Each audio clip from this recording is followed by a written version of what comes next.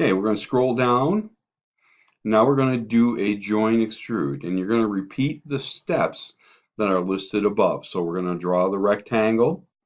We're going to make the triangle on the face, same size, 1/2 inch on the bottom, 0.2 up, and then the top is going to be in 1/2 an inch.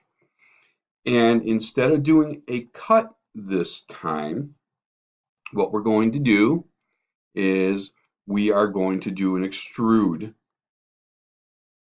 join.